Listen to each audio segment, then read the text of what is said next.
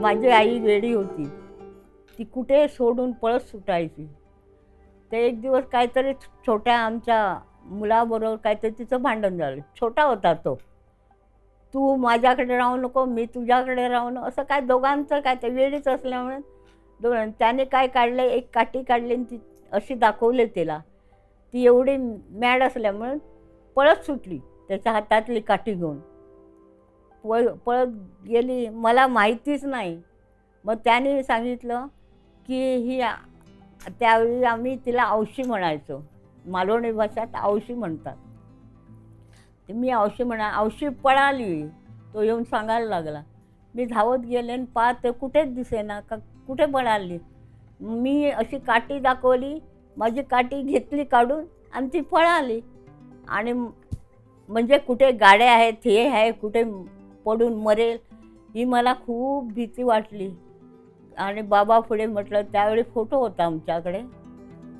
बाबा म्हटलं, तिला सांभाळ, कुठे असो, सुखरूप असली म्हणजे झाली, कशी असो, वेडी असो, काय असो, देवा तिला सुखरूप ठेव, असं प्रार्थना करते.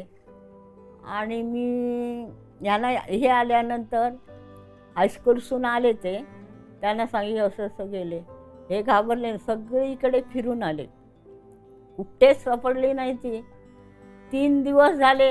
3 दिवस ते शोधतात, आपल्या हायस्कूलमध्ये जातात, येतात, परत शोधायला जातात, कुठेच नाही. एक दिवस मला स्वप्नात पडले, मारुतीच्या देवळात मी आहे.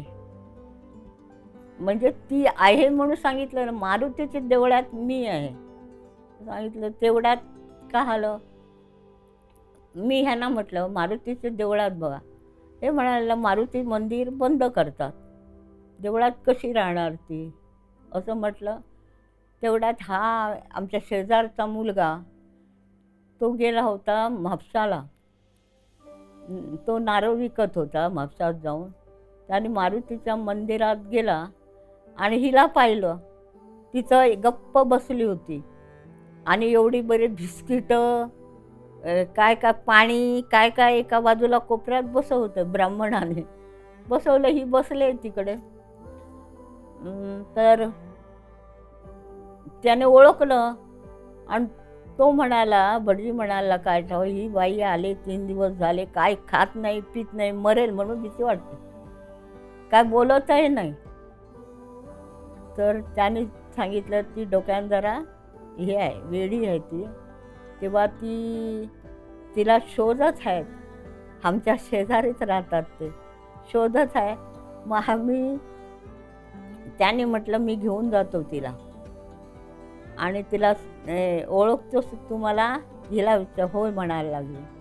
आणि ती एवढी अभिमानी, कोणाच्या हातचं खात नव्हती, काहीच नाही. त्या ब्राह्मणानं पाणी आणून दिलं तर पाणी पित होती. तो म्हणजे जेवण आणून देतो, नको म्हणायचे मानेनं कुठे. आणि असं करत आल्या. कशी होती ती, अरे बापरे, अगदी हाडाची काडं सबंध, हाडं मोजावी अशी झाली 3 दिवसात. आणि मी पाहिला ना तर मला रडू कोसळलं. म्हणजे तिकडे कशाला गेले, ह्याने सांगितलं चालती हो म्हणून. मुलाने आमच्या सांगितलं चालती हो म्हणून. मग ती चालते होतं, मला सांगायचं नाही तू. मी ओरडले तिच्या. नाही, मग डॉक्टरला बोलवलं. डॉक्टर म्हणते, ह्याची आशा नाही, हिची आशा नाही, आता गळा बिळा हे झालाय, सुकलाय, का अर्थ नाही. मला घाबरायला झालं. मी तिला खीर करून गेली, त्यात साईबाची उदी, पाणी दिलं, त्यात साईबाची उदी, असं करून हळूहळू ती सुधरत गेली. आणि जवळ पुढे 20 वर्ष तरी ती टापटीप होती, तिला काहीच झालं नव्हतं. बघा, साईबाचा चमत्कार. माझी मोठी हे म्हणजे संजीवनी म्हणजे माझी उदी. तुम्हाला काय वाटलं, तुम्ही उदी टाका आणि हे करा. आणि त्या उदीर एवढा विश्वास आहे माझा. ती उदी माझ्याकडे कोणी पूर्वी, आता तरी मिळते उदी पाकिटानं, त्यावेळी मिळत नव्हती. 1-2 पाकिटं आणून एका डबीत ठेवली होती. ती एक बाई एक दिवस आली, ती म्हणायला लागली, मला ती बाई म्हणायची, बाई मला थोडी उदी द्या साईबाची, ती साई भक्त. तर घाबरत घाबरत कटपटत मी ती उधी दिली. एक वेळ म्हटलं माझ्याकडे पैसे माग, पण माझी बुद्धी मागू नको. पण ती एवढी भाविक, साईबाची उदी, आणि तिची आई चांगली झाली. मग उदी घातली तिने, आणि तिची श्रद्धा आणि माझी श्रद्धा त्या उदीवर आहे.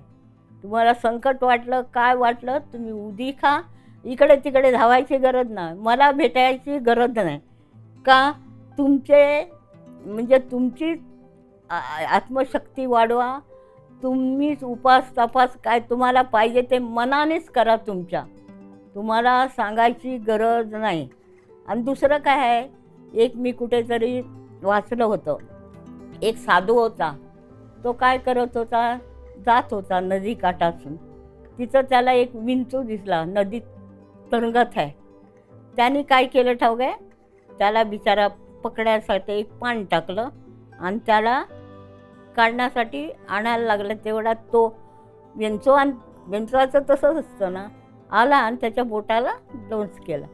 त्यावर त्याने फेकून दिला आणि मग तो वेदना व्हायला लागले साधूला. तरी तो बुडतोय म्हणून परत काढायला गेला. म्हणजे परत काढला, परत विंचू. मग आपलं विष तो दाखवतो. असे जगात विषारी लोक आहेत, विंचवासारखे आहेत, तरी तुम्ही त्यांचं सुद्धा संरक्षण करा, विंचवाचं सुद्धा. दुसरा आणि एक काहीतरी माझ्या डोक्यात आला. भक्ती कशी करावी. एक म्हणजे फादर असा फिरत होता, सगळ्यांना उपदेश करत, अशी भक्ती करा, तशी भक्ती करा, आणि अशी करू नका, तशी करू नका, असं काय काय सांगत फिरत होता. फिरता फिरता नदी काठी आला. तिथे 2 जण देवाची प्रार्थना, वर आकाशाकडे बघून प्रार्थना करत होते. तो आला. किती झाले तरी आपलं मोठेपण त्याला गाजवायचंच होतं ना त्या पादरीला. तर फादरांनी काय केलं, अरे तुम्ही काय अशी प्रार्थना करता आकाशाकडे बघून. तर कशी करायची फादर, तुम्ही मनपूर्वक प्रार्थना करा, गुडघे टेका, जमिनीत नाक लावा आणि प्रार्थना करा, तरच तुमची देव प्रार्थना ऐकणार. बरं म्हणून तो एका जहाजात बसला आणि तो नदीतून जायला लागला. आणि अरे आम्ही विसरलो ना, त्या फादरने आम्हाला सांगितलं होते प्रार्थना, ते आपल्या आकाशाकडे तोंड करून करत होते, परत विचारायला पाहिजे. मग ते सरळ पाण्यातून त्या जहाजाकडे गेले. आणि फादर, आम्ही आणि कशी भक्ती करायची आम्ही विसरलो, परत सांगा. काय सांगणार, तुमचीच भक्ती तुम्ही खरी करून दाखवली. मी जहाजात आहे आणि तुम्ही पाण्यात आहे उभे. मग भक्ती कोणाची थोर, त्या 2 माणसाची. ते फादर नुसते उपदेश करायचंच गेला, पण त्या लोकांनी कशी भक्ती केली, तशी तुमच्या इच्छेप्रमाणे तुम्ही भक्ती करा, मग शक्ती मिळेल. मला आता शक्ती नाही, मला कोणाला भेटता येत नाही. जय साईराम.